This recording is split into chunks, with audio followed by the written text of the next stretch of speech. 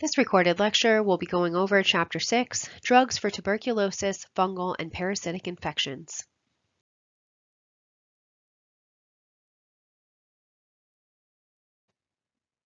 Tuberculosis is a common lung infection caused by a type of slow-growing aerobic bacteria known as Mycobacterium tuberculosis. It is primarily a disease of the lungs, but may also be seen in bones, bladder, kidneys, and other parts of the body. TB can be transmitted to human hosts by other infected humans and uncommonly by cows or birds. Droplets ejected during coughing or sneezing are inhaled by an uninfected host. Once the bacterium is inhaled, it rapidly multiplies in the oxygen-rich lung tissue. The person will not become sick, but the TB test will remain positive because the immune system continues to recognize exposure. A person who has acquired the TB infection but has no disease symptoms is said to have latent or inactive TB. Patients with latent TB can still develop active TB at a later time if they become immunocompromised. The immune response takes between 2 and 10 weeks after exposure and is confirmed by an intradermal TB skin test that shows a 10 mm or larger in duration. The bacterium can also enter into the bloodstream, which is how other organs become infected. Far more adults are infected by this airborne infection than actually experience development of active TB. Even when a person is heavily exposed to the organism and inhales it deeply and often, if the immune system is functioning well, no actual disease will develop. Active TB is more commonly seen in the underdeveloped nations, where living conditions are crowded and unsanitary. However, it is also increasingly found in the United States among immigrants, drug users, alcoholics, homeless people, malnourished people with HIV or AIDS, prisoners, and people on immunosuppressive drugs. The TB organism is slow growing, and standard antibacterial drugs are not effective in controlling it. Therapy will continue with anti-tubercular drugs until the disease is under control. The combination multiple drug regimen controls TB organisms as quickly as possible and reduces the development of drug-resistant organisms. Treatment usually lasts 6 months or longer. People with TB are generally thought to no longer be infectious to others after they have been receiving drug therapy for several weeks, are feeling better, and are symptom-free. The first-line TB drug therapy recommended to the U.S. CDC consists of isoniazid, rifampin, pyrazinamide, and ethambutol for the first 8 weeks, which is the initial phase of treatment.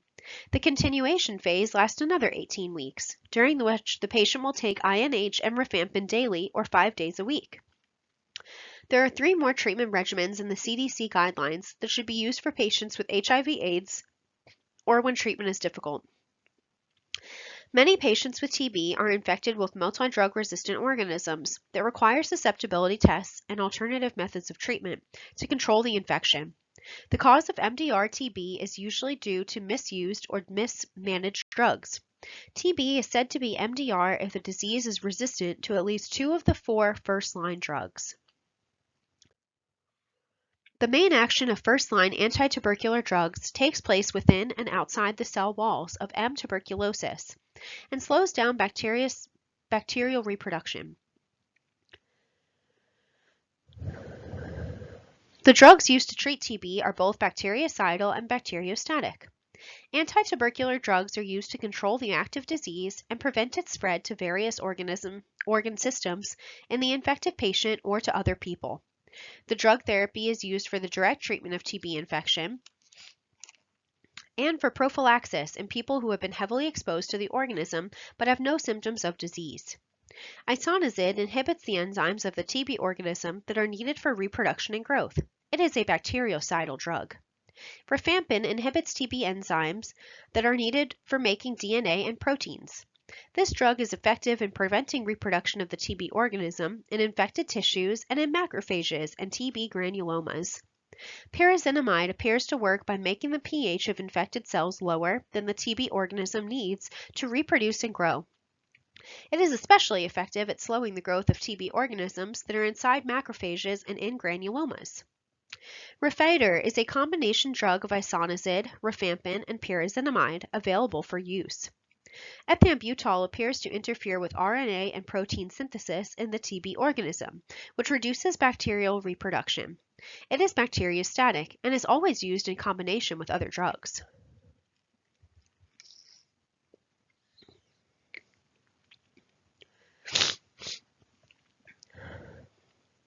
Bedaquiline is approved for adults and children 5 years of age and older who weigh at least 15 kilograms when no other effective treatment is available. Bedaquiline has a half-month of 5 months and is used for 22 weeks in combination with INH, rifampin, pyrazinamide, and ethambutol. It is toxic to the liver and can cause life-threatening dysrhythmias. Most of the first-line drugs against TB cause nausea, vomiting, diarrhea, headache, and sleeplessness. Rifampin discolors the urine and other body fluids as a reddish-orange color. It can also stain soft contact lenses. Pyrazinamide and ethambutol increase the formation of uric acid, which causes gout or makes its symptoms worse. All first-line drugs for TB treatment are toxic to the liver.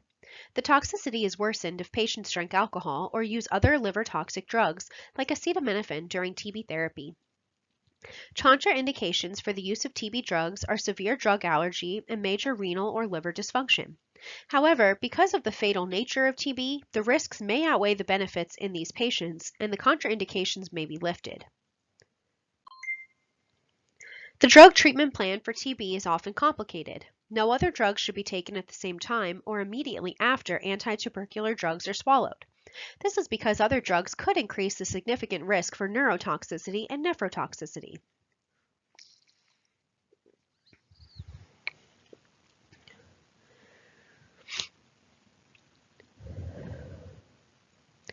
Assess the patient for signs and symptoms of active TB.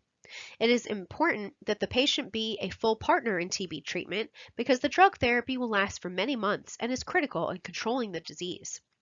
Lab values are obtained before therapy begins to establish baseline levels and also prevent adverse effects from starting the drugs.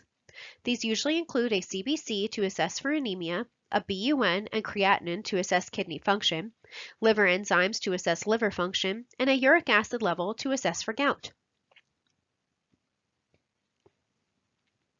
If patients are homeless, outreach services and homeless clinics can be enlisted to ensure treatment success. If the patient cannot be relied upon to take the drugs exactly as prescribed, he or she may need to be enrolled in a program of directly observed therapy, in which the drugs are given by an authorized person who watches to ensure that the patient actually swallows the drugs.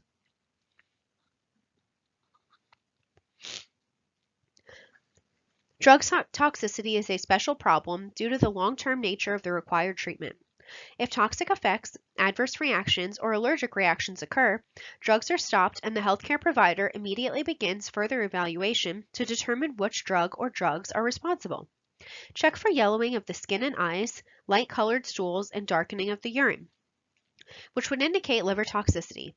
Ask about any numbness, tingling, or pain in the hands and feet that could indicate peripheral neuropathy due to vitamin B6 deficiency. Assess the vision frequently, especially for patients taking ethambutol. Look for any changes in personality, like anxiety, withdrawal, or depression. All drugs, unless stated otherwise, should be taken at the same time each day, preferably in the morning. If parenteral administration is required, the injection site should be rotated and each site inspected for any signs of tenderness, swelling, or redness. Rifampin and INH are best absorbed on an empty stomach. They should be taken 1 hour before or 2 hours after a meal. The positive skin test for TB does not change during therapy. Patients are assessed on a monthly basis for improvement of TB symptoms and the presence of active organisms in sputum cultures. Weigh patients at every visit to monitor their general health status.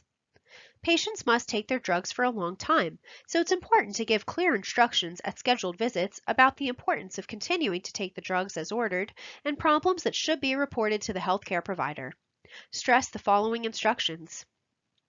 Do not drink alcohol for the entire duration of your TB treatment. Set a regular time each day to take your anti-TB drugs. Take these drugs exactly as directed. Report any new symptoms promptly to your healthcare provider. Remember that while taking rifampin, your urine will be a reddish orange. Do not wear soft contact lenses while taking the combination drugs for TB. Do not take other drugs without the knowledge and permission of your healthcare provider. Take rifampin and isoniazid 1 hour before or 2 hours after eating, or take an antacid because the food and antacids could delay the absorption of the drug. Take ethambutol with food to reduce stomach irritation. Keep all appointments with your healthcare provider and undergo lab tests so that progress can be measured. A fungus is a member of the plant kingdom that includes yeast and molds. Fungi are found everywhere in the environment and thrive in dark, moist places. A fungal infection is called a mycosis or mycotic infection. Fungi can be ingested or inhaled, and they can easily grow on skin and nails. Some fungal infections, like athlete's foot, are localized, whereas others, like invasive candidiasis, can become systemic and spread throughout the entire body. When fungi come into contact with a person who has reduced immunity, they take advantage of the weakened immune system and cause infection. For this reason, they are called opportunistic infections. Transplant patients who are taking immunosuppressive drugs, cancer patients on chemotherapy, and patients with AIDS are at risk for developing severe systemic fungal infections.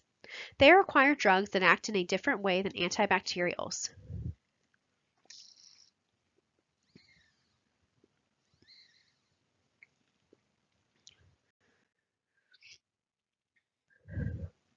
Antifungal drugs are used orally, IV, topically, and vaginally to treat a variety of fungal or mycotic infections.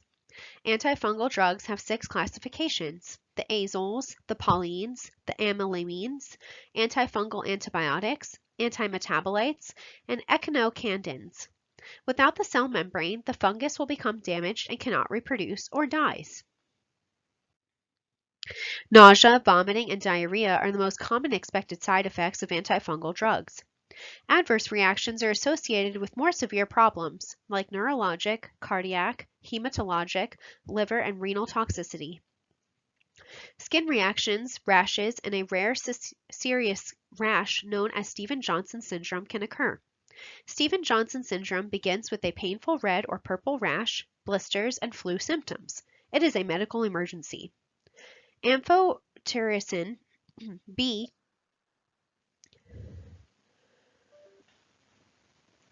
in particular, which is given IV, is associated with numerous adverse reactions, and patients are pre-medicated with antihistamines, antipyretics, corticosteroids, and opiates to prevent them. Azoles at high doses given IV can cause life-threatening cardiac dysrhythmias. Superinfections can result when antifungals are given together with corticosteroid therapy, because corticosteroids reduce the immunity response, making the person more vulnerable to a fungal infection. The activity of oral anticoagulants is decreased when used at the same time as griseofulvin.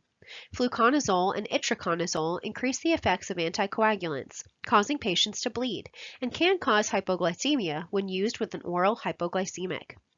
Antacids, anticholinergics, and H2 blockers will change the GI pH and interfere with drug absorption. Toxicity can result when flucytosine is used together with other drugs that depress bone marrow or during radiation therapy. Ask about any allergy, bone marrow depression, use of alcohol or other drugs that may produce drug interactions, and the possibility of pregnancy. Some antifungal drugs can be tetragenic. Many patients report itching if they have a fungal infection. A history of recent antibiotic therapy is common. Observe the patient for any signs of allergic reactions. Observe the patient for therapeutic effects, like chills or fever associated with some infections should disappear, and signs and symptoms should improve. Remind the patient to continue taking the drug for the prescribed length of time or until the lab tests show that normal function has returned. Stress the following important instructions to the patient and family. Do not take any over-the-counter drugs. Take griseofulvin with high-fat foods or meals like cheeseburgers, whole milk, or ice cream. Avoid direct sunlight and wear sunscreen and protective clothing while outside. Notify your healthcare provider if you have dark urine, light-colored stool, or yellowing of the whites of your eyes, because these are all signs of liver problems. Notify your healthcare provider if you have increased fatigue or shortness of breath. Be alert to flu symptoms.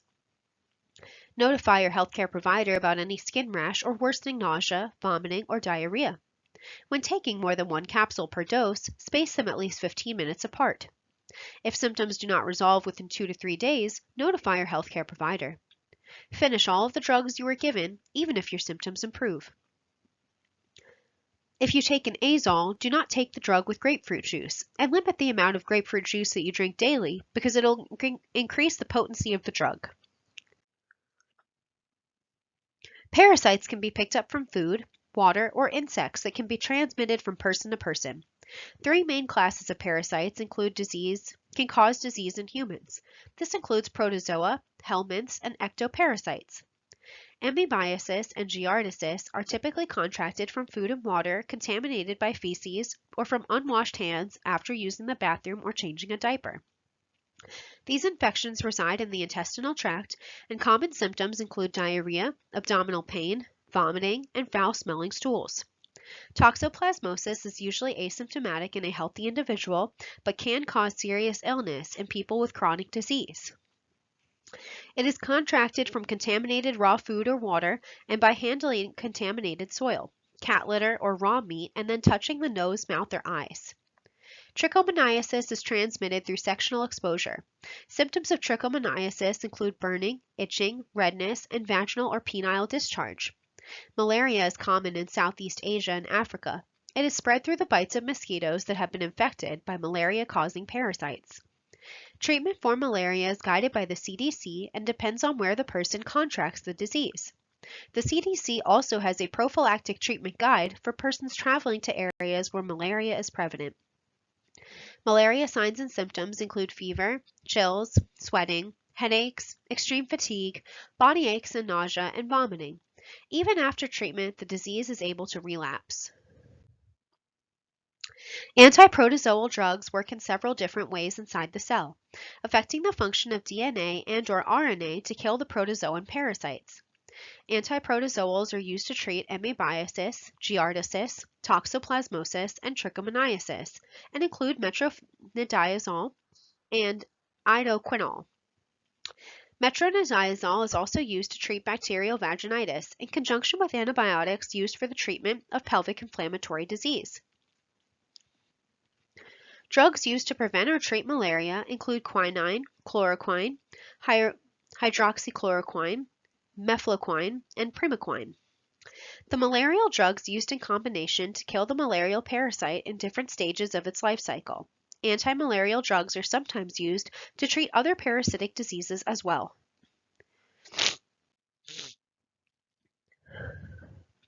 All drugs used to treat parasitic infections can cause nausea, vomiting, headache, anorexia, diarrhea, or GI distress. Optic neuritis can occur with symptoms of eye pain or vision changes. Permanent vision loss can occur if the drug is not stopped quickly. Peripheral neuropathy symptoms occur with prolonged therapy.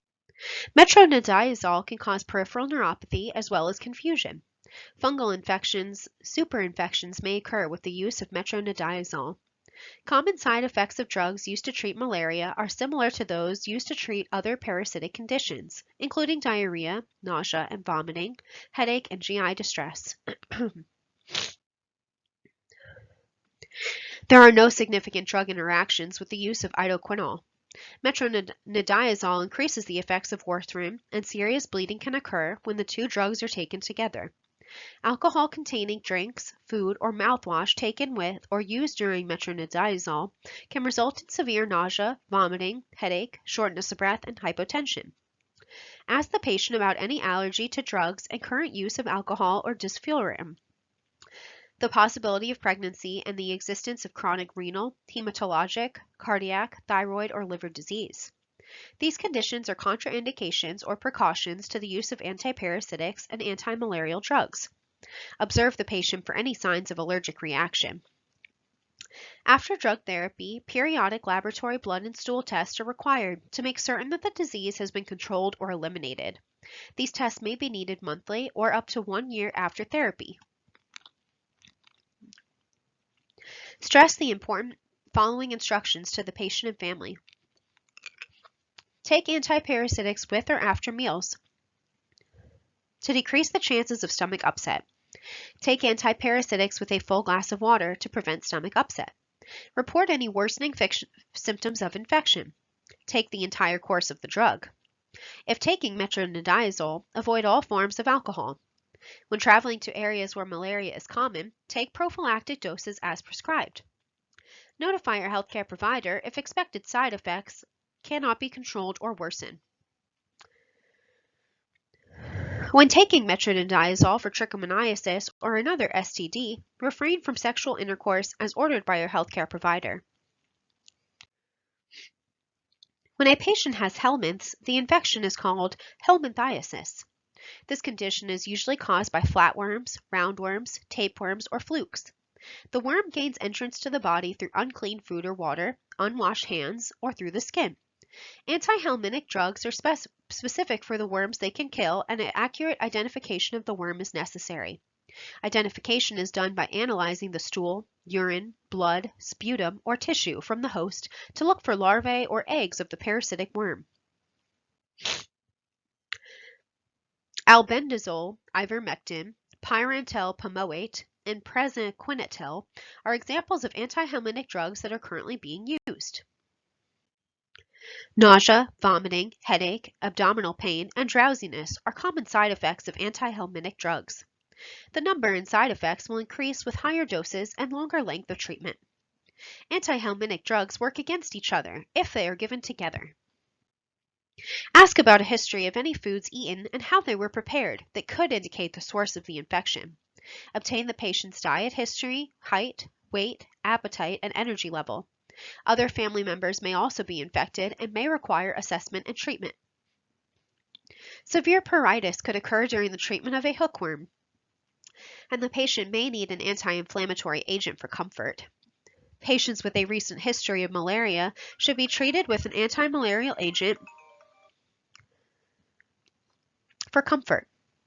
Patients with a recent history of malaria should be given an anti-malarial agent before they are given antihelminthics to prevent a relapse. Patients may develop allergic reactions to the dead microfilaria and may need treatment for symptoms. Antihistamines or corticosteroids may be necessary to reduce allergic effects. Stress the following important instructions to the patient and family. Take the drug as prescribed. Report any symptoms that do not disappear after treatment. Worms passed in bowel movements are still alive and capable of infecting others. Some people who have diarrhea and abdominal discomfort may have these symptoms while taking antihelminthics. You may need iron supplements or an iron-rich diet to counteract anemia during hookworm treatment. Head lice, body lice, and pubic lice are the most common ectoparasites that affect humans. 1% permethrin or a mousse that contains pyrethrin and a piperonyl butoxide can be used to treat both head lice and pubic lice. Body lice can be treated by washing the body on any contaminated items with hot soap and water.